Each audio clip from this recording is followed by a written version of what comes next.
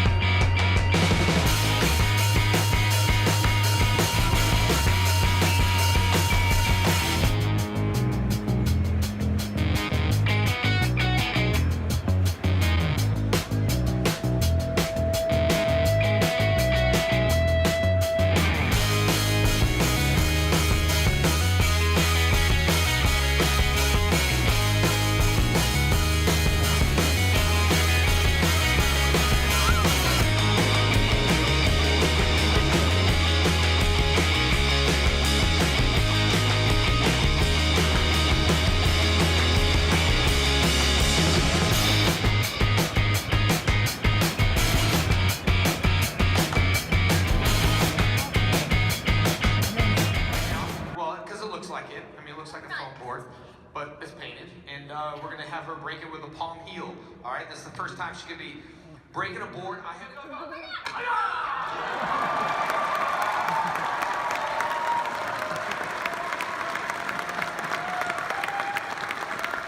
All right, well there you go.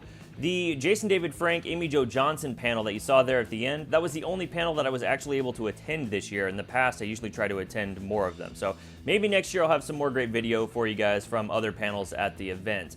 But let's go ahead and get into the haul portion of this video, shall we? Now, if you guys remember, if you've been following me for a while, every year I go to Planet ComiCon Kansas City, I try to meet up with Phil Hester and Andy Parks, the guys who, for me, did the best run on Green Arrow, even still to this day.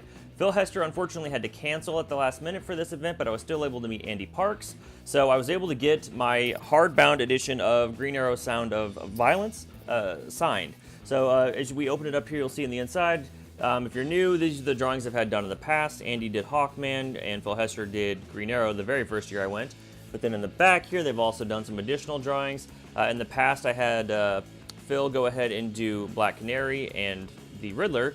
Andy did Batman for me last year, and this year he went ahead and did a Green Arrow for me since he hadn't drawn one for me yet. So I love getting new drawings from these guys in this book every year. There was a year, Kevin Smith actually wrote this story if you're not familiar with it. There was a year that Kevin Smith was actually at Planet ComiCon. I really wanted to get him to sign the book so I could get all, like the entire creative team, the penciler, the inker, the writer, all signing the book, but Kevin Smith was only doing his Evening with Kevin Smith panel, and he wasn't actually meeting with fans on the floor. So, bit of a drag, but that's still a goal. One of these days, I'm going to get Kevin Smith to sign that book, so I hope to do that sooner than later. After meeting Andy Parks, or actually before meeting Andy Parks, I also met up with Geoffrey Edwards. You guys saw him in the video. He did this Warlock 5 graphic novel. Geoffrey Edwards has a really cool art style. He's actually a local artist. Well, actually, like Phil and Andy are, but you may not have heard of him. He's done a lot of independent stuff. I met Geoffrey working at Best Buy. We used to talk about video games, and then he sold art to, I want to say Dark Horse first, but that basically got his foot in the door. And now he's working with Cullen Bunn, which is amazing if you ask me. So if you guys haven't heard of Geoffrey Edwards, look up his art online. He's a real nice guy. I'm a big fan of him. And here he is working on Warlock 5. So I was glad to be able to meet him, get the latest book he worked on, and actually even get it signed by him. Then, what I also picked up here, where did I go ahead and put it? You didn't see it in the video, but if you guys are familiar with Ashley B. Robinson or Jason Inman from whether it be their Jawin YouTube channel or the Collider YouTube, if you watch the Geek Schmodown or really any of the Schmodown videos, or if you watch Collider Heroes on the Collider channel, they're both online personalities, and I think Inman even does host DC All Access, I think it's called. I've never actually seen that. But they're really nice people, and they're involved in a lot of online shows that they do, but they've also got an independent comic that they do called Jupiter Jet. So I went ahead and picked up both issues of Jupiter Jet. These guys were a true joy to meet. Jason actually requested, since he has his own YouTube channel, that I don't put anything, his image or anything like that, on my YouTube channel, but I was allowed to share a photo of meeting with them on my Twitter account. So if you guys go to D21Beast on Twitter, you can actually see me meeting them and just kind of see what that was like out there at Kansas City. But still, great people. I definitely encourage you guys to meet them. And again, they're doing their own independent stuff, so it's always great to support the independent efforts of comic book artists, right? So outside of meeting with those guys, I meant to meet with Freddie Williams, who did the Batman Teenage Mutant Ninja Turtle crossover comic, and I completely forgot while I was on the show floor. I had the book with me and then just didn't even think about it. Like I said, we were delayed even getting there on Saturday, and then we didn't stay nearly as long as we normally do at this event, so I just forgot. I was too busy doing everything else. But as you saw in the video there, I was book shopping, so aside from getting those books signed, I just come off of seeing Black Panther on Friday, and I decided to pick up X-Men Worlds Apart. I've never actually read this, but I do understand that it is kind of what Storm was up to when she was temporarily away from the team and doing her own thing. So I look forward to reading that. The art looks great inside of it. I picked up the issue when this happened, when North Star got married in Astonishing X-Men, but I never read the surrounding issues. I wasn't reading Astonishing at that point. So I picked up the Astonishing X-Men trade, the glare is terrible on this, of North Star's wedding. So I look forward to reading that as well. Andy Park, he's a great, friendly person. He doesn't want to be paid for his work, but I did want to support him while I was at his table, so what I went ahead and did was picked up some comic book issues he was selling. I've actually got 2 issues of the modern version of Batman Beyond, issue number 16 and issue number 15. This one looks like it's got the Royal Heart Gang, or Royal Flush Gang, so I look forward to checking that one out. I'm not sure who the villain is in this one, or if they're even connected, but I love the art style of Phil Hester and Andy Park together, so I look forward to checking those out. And then I also picked up this Straight Shooter number 1 of 6. This is not from Sound of Violence. This may be from Quiver or one of the follow-up stories. Kevin Smith had already stopped writing at the point. Judd Winnick looks like he's the writer on this one. But this is part of that issue of that run of Green Arrow comics that I think is really awesome. So I'm glad to have a single issue of that as well. Outside of book shopping, I actually did a bit of toy shopping. So I picked up the Man-Thing. I should have pulled him out of the bag here. I picked up the Man-Thing Bullseye figure, and I'm really excited to have this guy.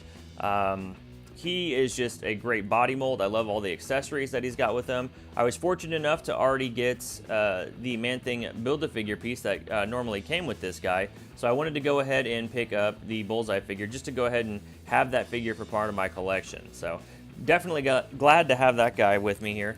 And of course, like everyone else is doing online, now that I've got that Bullseye head, I'm probably going to try to get my hands on another Odin Wave Hawkeye figure so I can make a Dark Avengers version of Hawkeye. So I look forward to doing that as well.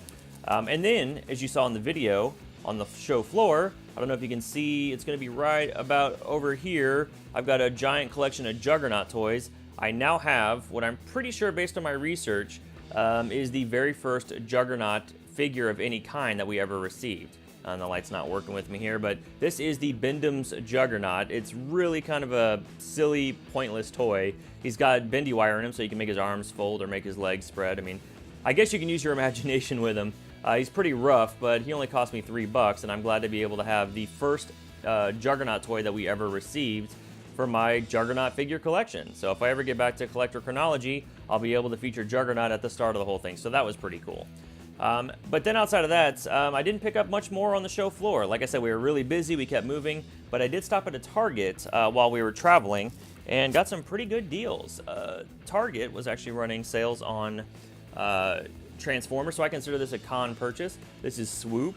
I'm a big fan of Beast Wars, and I know Swoop is one of the original Dinobots from the original show, but it's a nice deluxe class figure. He was only $12. And I like the coloring on him. I don't understand, though, why the back of the packaging shows him pinkish or reddish and silver when inside the box it looks like he's got his G1 color scheme. So if you guys know what that's about, if that's just a printing error or what, let me know in the comments below. But I do appreciate having the G1 color scheme with that Swoop figure versus what's being shown all over the packaging. Also, apparently Black Panther merch is on sale this week, and the Marvel Legends wave of Black Panther figures that includes Namor was on sale, and I didn't yet have this classic Namor, so I definitely had to pick him up. I'll probably still try to get all those Black Panther figures. I really enjoyed the movie, but I've only got so many funds right now, and I'm more excited to get Namor to put in a larger Fantastic Four collection once Thing and Mr. Fantastic are finally available this year. So glad to have this classic looking Namor, and I think he's a great looking figure overall. And the last thing I picked up, also a Target purchase, was the Thor Ragnarok Gladiator Thor and Valkyrie, although she's not really Valkyrie. I guess I forget her name in the movie. I'm going to have to watch it again when it comes out on Blu-ray. She had like a code number or something, right? They were all Valkyries. But anyway, it's nice to have her as well as Thor in this 2-pack here. You can see Heimdall's sword there just kind of rattling around. I thought that was kind of weird. But this was only $20, so I'm really excited to have this as part of my collection. I really like that look for Thor, and Tessa Thompson was a great character in that movie. So a lot of fun to see her. I'd like to get a Thor that I could pair up with her because they seemed like they were almost brother and sister. So, but that's my complete haul, guys. Everything I picked up at the convention and everything I picked up on the way to and from the convention. So thanks for joining me today. If you guys didn't see my Planet ComiCon video from last year, I'm going to go ahead and put that in the thumbnails at the end of this video so you can check that out. That one's longer, and there's a lot more that I did there, a lot more cosplay I was able to catch, and a lot more, I don't know, comic book creators and television personalities that you guys might enjoy seeing as you watch through the thing. So thanks for joining me today, guys. If you want to keep up with me, you can always catch me at D21Beast on Twitter and Instagram, and I'll see you guys next time.